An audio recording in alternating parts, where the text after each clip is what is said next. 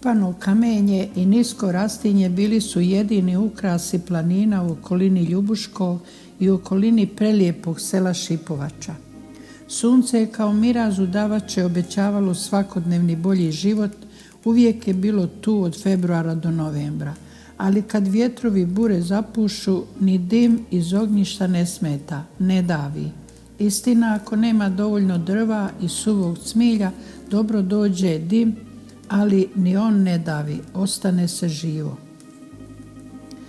Ta se ljepota, životi se novi rađaju, ostarjeli tiho odlaze, a priče se same pričaju. Ma ne baš same, uvjeravam samu sebe i misli tanano zamotavam, isto tako odmotavam o mom bratu Miroslavu. Tiho je došao, a još tiše otišao. Unuke mi uporno traže da im oslikam drvo života, velike familije rasute po svijetu, a ja se pitam kako ću kad se grane drveta brže osuše nego što drvo iscrtaš. Svoje prve korake Miroslav, zvali smo ga Mirko, brojao je u Šipovači, ali sudbina i njeni pomagači odvedoše dvogodišnjeg sina u Slavoniju, onu ravnu, onu dobru, čije njive i bogatstvo vode obećavaju dobar život. Danas listam slike svoga brata Miroslava, sretna što je skoro na svakoj lijepi nasmijan. O moj Bože, 32. godina prošlog stoljeća, prošlog milenijuma, a moja memorija reda uspomene o mom bratu Kovaču, kakvih je malo bilo u našoj Slavoniji. Majstor Balić i njegova supruga nisu imali djece i posvojiše moga brata da uči kovački zanat. Bilo je to vrijeme šegrta i kalfi u zanatima koji su obilježili okolna sela ljepotom vrijednih ruku i omladine. Miroslav je izrastao u lijepog momka. Prijatelji Šokci su ga zvali Lepi Čačin sin, malo u šali jer mu je naš dragi otac stepao, lepi moj sine. Staduše mi misli, boli ih nadjača, otišao je moj brat, ali priča ipak nastavlja. Godina 1958. Lepi Čačin sin i njegova supruga ukupiše svog jedinca i iz babine grede pravac u neizvjesnost, u mrklu noć koja obavija svaku granicu države pa i Jugoslavije. Prešao je Miroslav u tuđinu, u jednoj tamnoj kišnoj noći sa tajnim vodičem, uz nešto novca sa suprugom i sinom jedincem. Zaplakali su od sreće i tuge kad vodič oglasi stigli ste. Pokret ruke označi pravac i reče tamo je Austrija, a sad se pomolite za sreću. U tom trenutku gotovo nijemu tišinu prekinu plać mališana. Strah i umor učinili su svoj dio posla. Taj isti strah dlanom pokri usta sinu da ne plače. Još im treba poći u to nešto dobro, sigurno, ali nepoznato.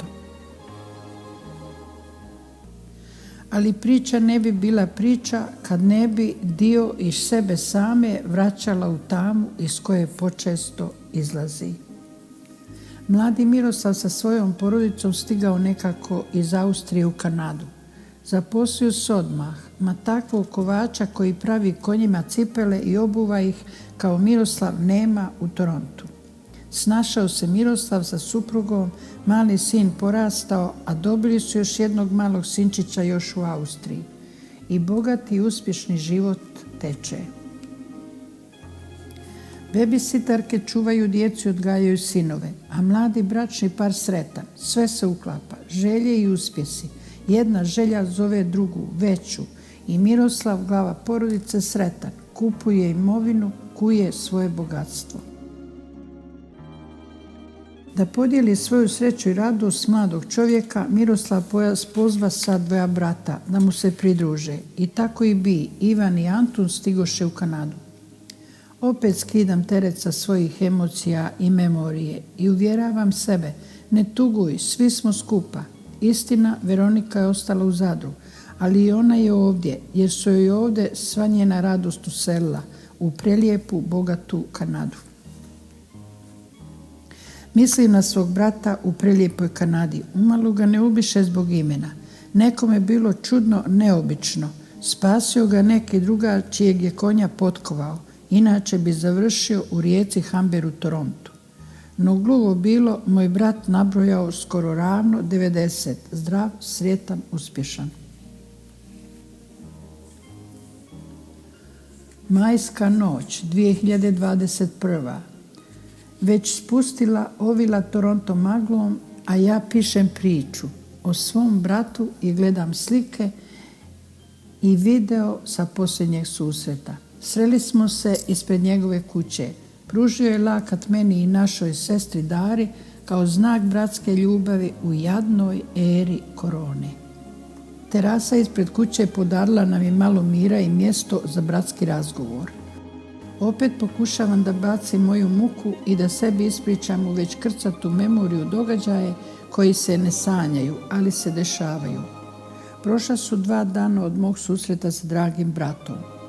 Pao je, udario se u glavu. Kako to već biva, hitna, žurba, pomoć, bolnica.